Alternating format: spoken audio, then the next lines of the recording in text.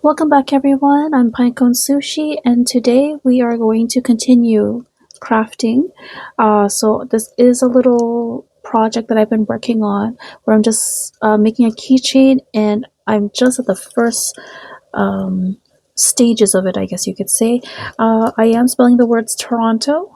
Okay, so there's my T's, and I've already gathered all of these. So in my previous videos, you've seen me sorting. Those were my first few videos, and I'm still trying to figure things out. I am an amateur hobbyist, I guess you could say, and I'm figuring out how to do these things along with you guys as well. So that's what I'm all about, okay? So if you haven't watched my other videos, basically I'm using these little jewelry findings, I guess you could say. This is called an eye pin. Basically, it's a wire, a bendable wire with a little loop on the top. Okay, and this particular one is 70 millimeters. 70 millimeters is the smallest one I've been able, sorry, not the smallest, the largest, longest one I've been able to find, and it's perfect for spelling Toronto, which is 7 letters. Okay, and with added little baubles that I can add to it. So let's just get to it. So I've chosen black at this time. Okay, and because these are black, I can use any color that I have here. So I do have a lot of pink here. So let's just do pink for now. Okay. And I've chosen this method of making my keychains because last time I have made rings. Yep, I had made rings, and that proved to be a little bit more harder to do because I had to, every single ring I had to make, I had to cut the elastic string. You then had to tie it off, glue it on. So there was just like a lot of things I had to do. So when I was deciding to do this keychain, I really wanted to make something, but I really wanted to make something easy to make, but also like something meaningful as well. So or at least something that like represented the event I'm going to. I'm pretty sure you guys can figure out which one it is. Okay, so there we go. There's my first Toronto. Let's do the next one.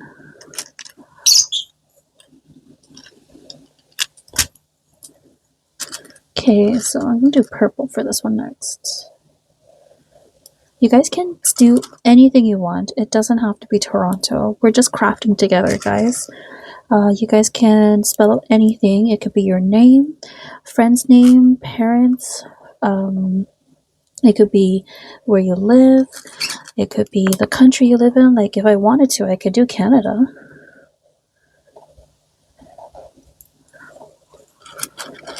If you want, you can even do your province as well if you're still living, like let's say in Saskatchewan.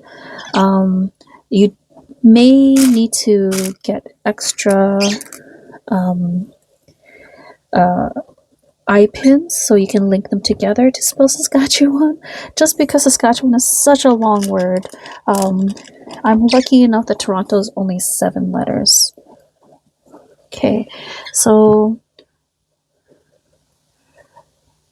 basically what you want to do, this is how you use an eye pin. So after I have threaded everything, what you want to do is you want to give it at least like a millimeter or 2 right there. I don't know, hopefully you can see that right there. There we go. And you just want to bend that. Okay, almost like a 90-degree bend. And then you want to use these pliers here, and you want to curl it up or down, depending. It's up to you. And you just want to follow the natural curve of your pliers. So these are like conical, so it's not straight or anything. And basically, as you can see, that's how you end off. That's how it has ended off. Okay, I left out a little bit open because later I will be linking this to another, I guess you could say segment. But there you go. There's my next Toronto. Let's keep going. Let's see. I'll do pink again.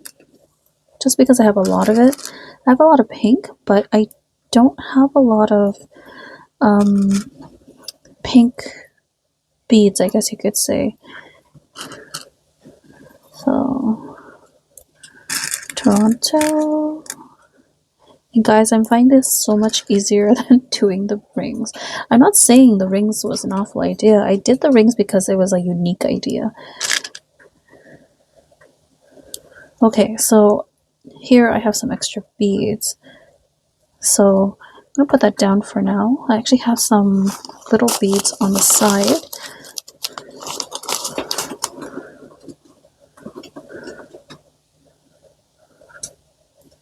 There we go. So you just want to make sure that there's enough space to bend and curl so that you have a proper loop so when you're doing a link, okay, if that's your purpose. So we're going to take our needle nose pliers again. We're going to just go here, give it a millimeter or two. Mostly I'm giving it a 1 millimeter. Okay,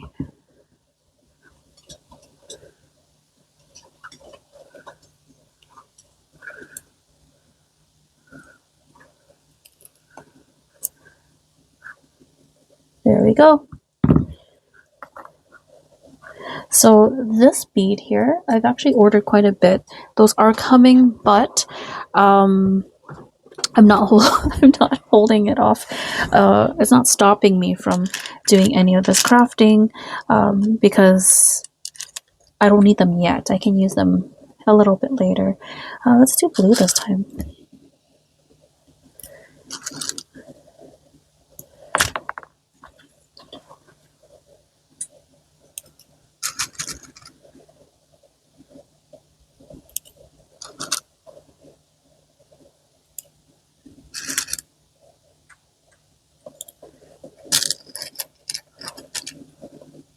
Oh, that's a green one. There we go. Blue, Toronto, and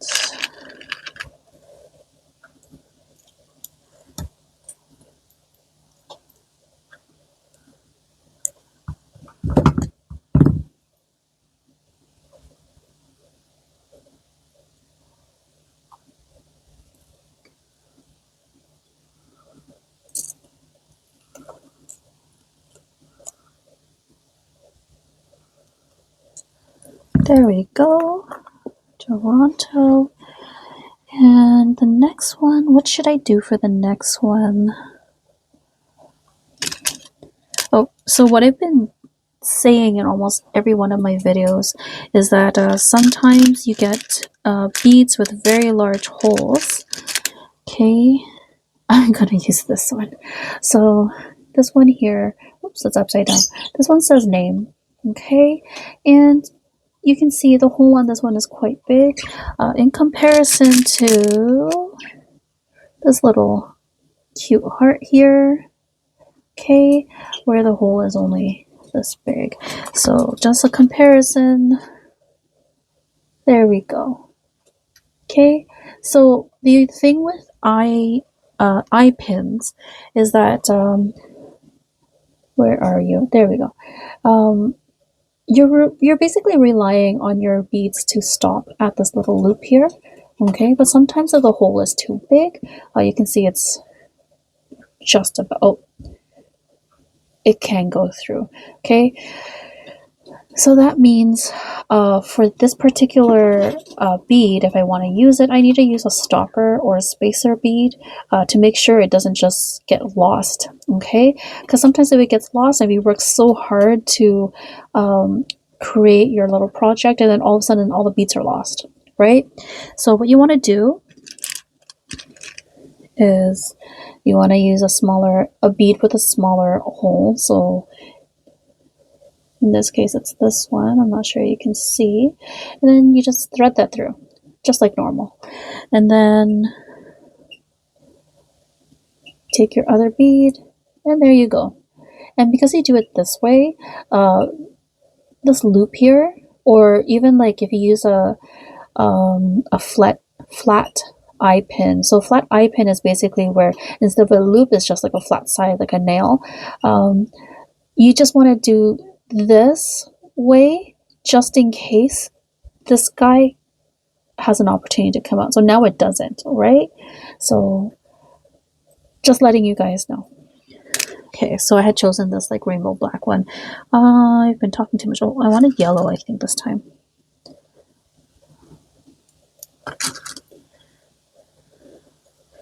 I kind of wish I had black letters for this, but I wanted colorful colors.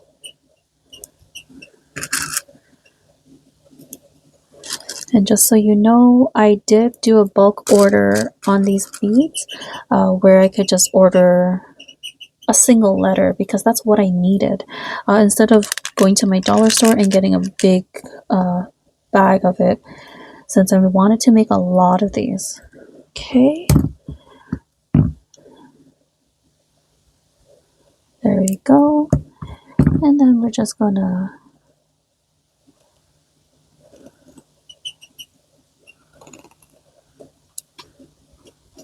there we go. That's it. All right, there we go, guys. We've done 5 of these so far. I think I'm at 85. These will be the 85th now. So thank you very much for crafting with me today. I do appreciate it. Please like and subscribe if you want to watch more. And hopefully we get through all of these. I might stop it at 100 and just work on the next part of my little project here. But I have a pretty good feeling a lot of you know why I'm making these. So yeah, if you want, you can definitely make your guesses. Like you can comment down on the bottom there and make your guesses to see if you can figure out what I'm trying to spell out here. But yeah, anyways, thanks guys, have a great day, take care of yourselves, okay, bye.